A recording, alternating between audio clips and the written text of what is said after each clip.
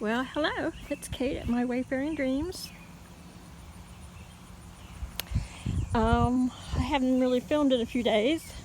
Haven't been feeling well, but I came out today because I've got to mow. I put it off and put it off, and I must because look, I'm growing corn with a bird feeder. Yeah, so the garden seems to be doing okay. I've had to move some things.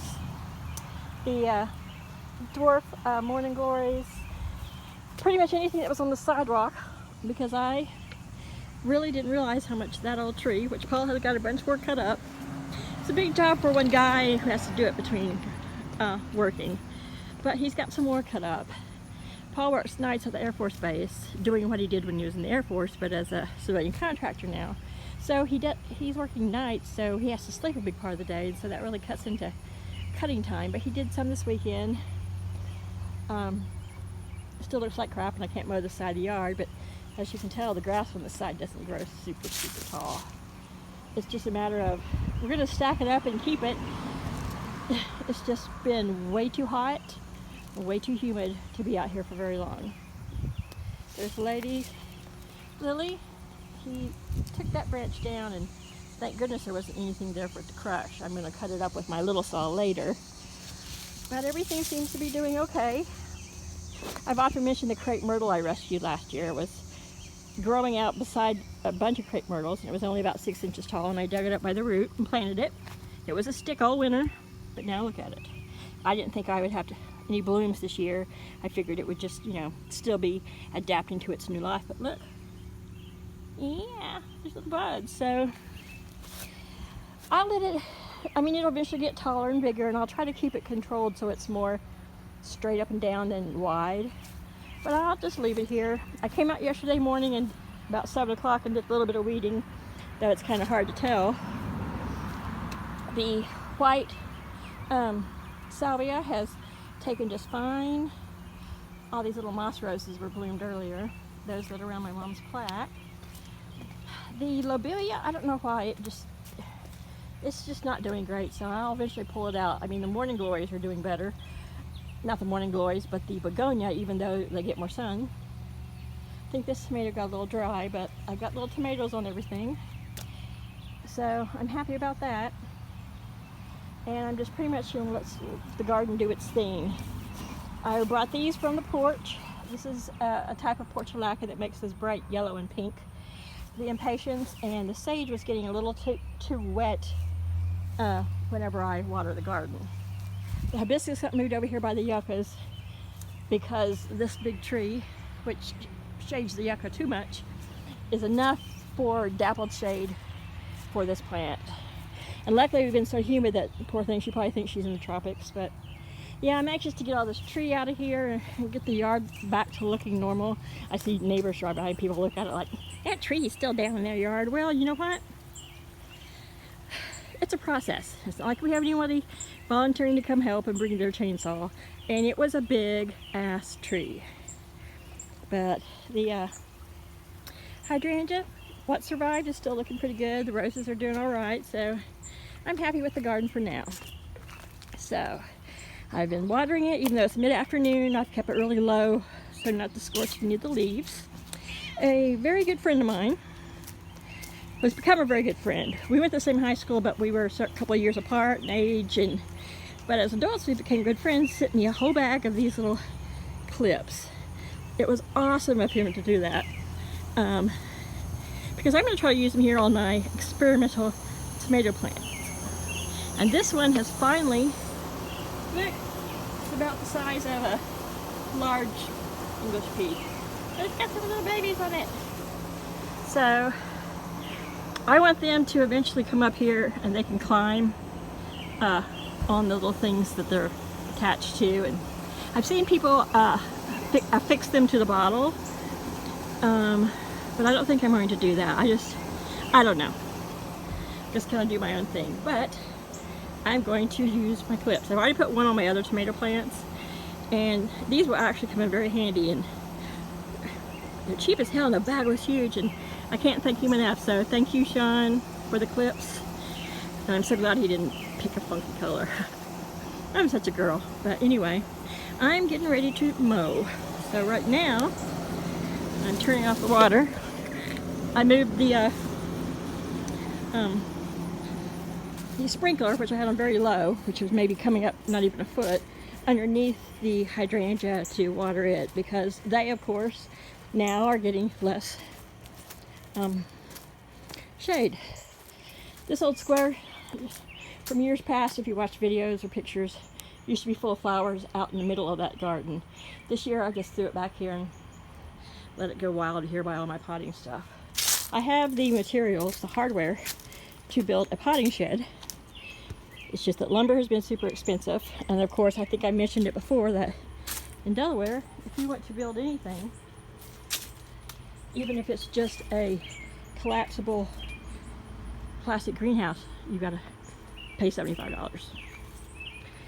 So I don't know, I might be able to get away with building it really small back here. This is all concrete. There's only a couple small trees on the side. This one's gone crazy. Paul keeps thinking we should cut it off because it's right here by the back of the boat, but it does provide some shade here on the back porch. But we cut some of it down, and he ought to put a little carport here, but you know, it's not my decision. So I'm having my late afternoon Red Bull, and I'm going to do some mowing. I put in a former video that I hadn't had any adverse effects from my coronavirus vaccine, but I do believe I did. You know, about 12 hours later I developed the sore arm and the swollen lymph nodes, and I was tired. I slept the whole Sunday afterwards, but Monday, I mean, I felt fine, fairly normal. I'll walk around and jabber a minute before I start this mower, but I was really excessively tired. And at first I didn't really attribute that to the vaccine, because because of my blood disorder and the two types of anemia it causes, I live my 24/7 in a certain zone of tiredness. I just learned to push through it and you know, just cope with it. So I think while my body was busy using all its energy dealing with this vaccine, that vaccine tiredness stacked on top of my normal tiredness, and it just wiped me out. And when I get super tired, I do run low-grade fever. So I think I was at 99. I was at 98.6 most of the time, which for me is a little bit of a fever, because I'm never more than 97.5. That's just my normal temperature. This is the other side of the garden with the big monster tree, and we're gonna go look at the trunk. But so yesterday I just felt like crap.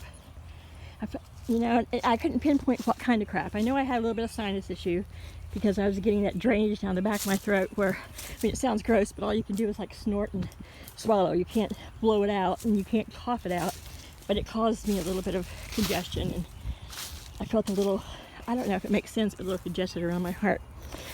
Okay, that there is not, that's part of what should have been standing up. And this is what was inside that tree, hiding behind that small knot hole.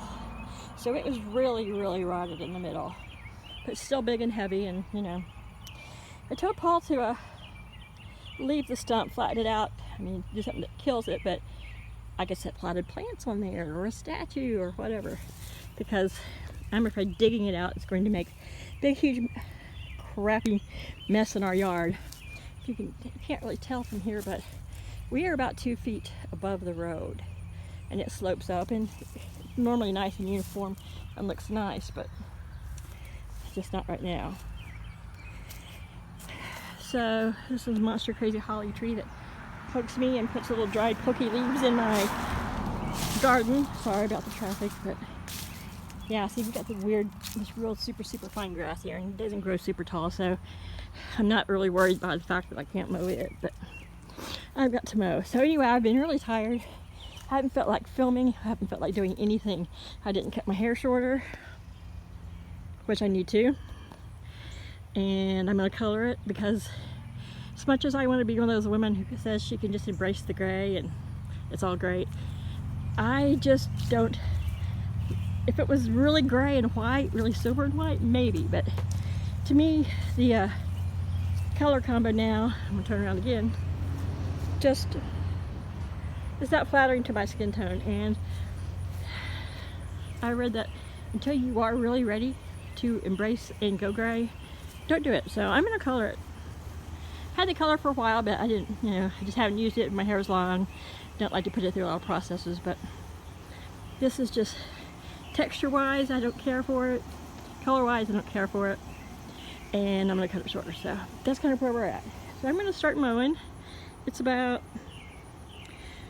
5:25 in the evening here on the East Coast. And I'd like to say it's cooled down. Though yeah, it has temperature-wise, but the humidity has not, so you really can't tell the difference. So I'm gonna try my little clippy on these tomato plants, and then I'm gonna get mowing. I hope you're all having a great summer. I know it's been unbearably hot around the country. I come from hot country. I've lived in the South and now here on the East Coast, and we're even having lots of heat out here. So I hope everybody's surviving it and doing well. There's chaos taking a bath. And everybody take care of each other, stay cool, and I'll talk to you soon. Bye for now.